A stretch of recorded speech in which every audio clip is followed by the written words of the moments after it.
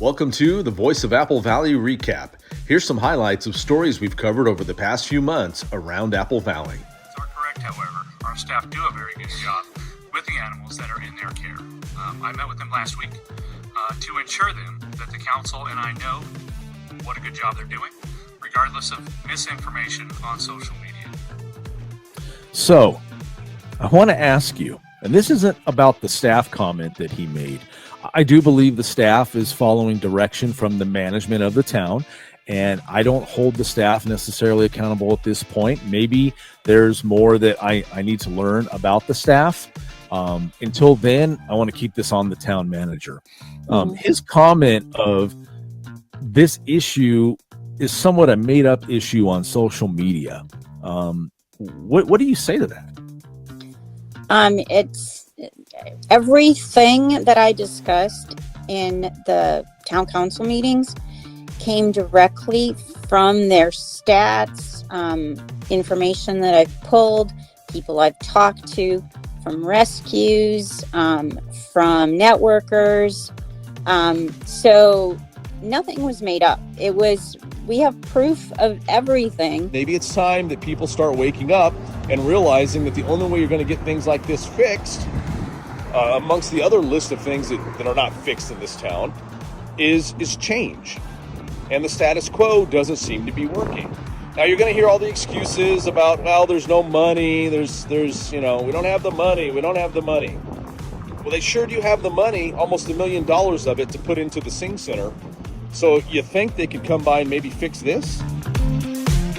The problem is, and what a lot of the public doesn't know about this center, is that this center is costing the taxpayers over $1.1 million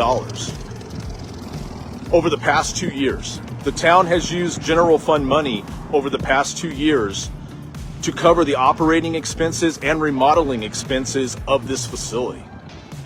To what cost do we want culture and arts in this town? These are some of the things that you did not hear yesterday at the town is currently, from what I understand, in negotiations with the county of San Bernardino to sell this shelter to the county. So the town seems to be wanting to wash their hands of this shelter, which raises a whole nother set of concerns for our town council. Why is it you cannot run this shelter appropriately or half appropriately, to be honest with you? So instead of trying to make the changes that should be made, you're just going to wash your hands of it and let the county take control of it completely. That doesn't bode well for your attempt to take over the water company if you can't even run this little shelter.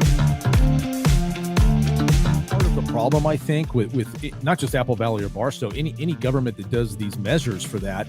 So you're getting this additional, whatever it is, $5, $6, $7, $8, $9, $10 million, whatever the total figure winds up being. So you're getting this money from that measure, but that measure is ultimately general fund money.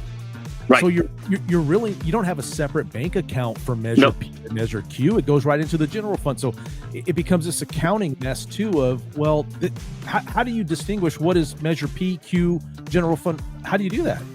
Well, it's funny. I think that Measure P will have the same problem we got here in Barstow, is they'll take a percentage of the city manager's salary and say, well, now that's Measure P because he's spending or she's spending 15% of their time on Measure P.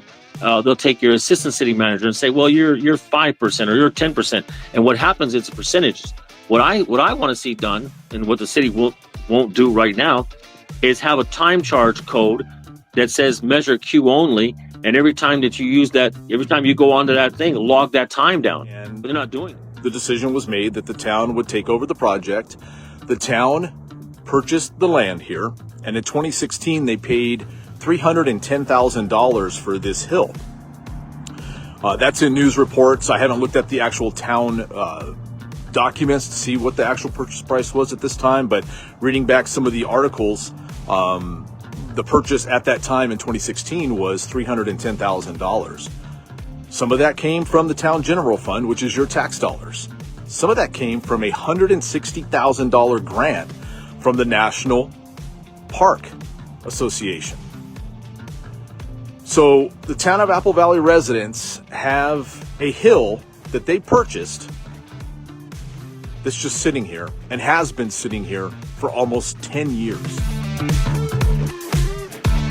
far as the well goes, there has been hundreds of thousands of dollars utilized by the town to do these temporary repairs on the well.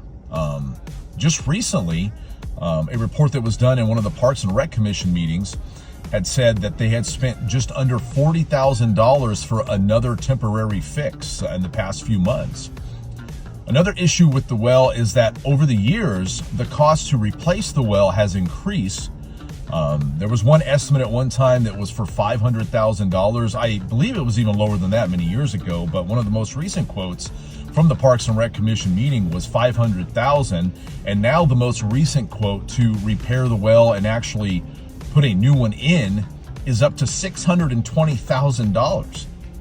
It's a lot of money, and it seems like every year that passes by and less is done here to fix this well, it's only going to cost the taxpayers more and more. There's also two other projects on the north side of the Walmart's distribution center.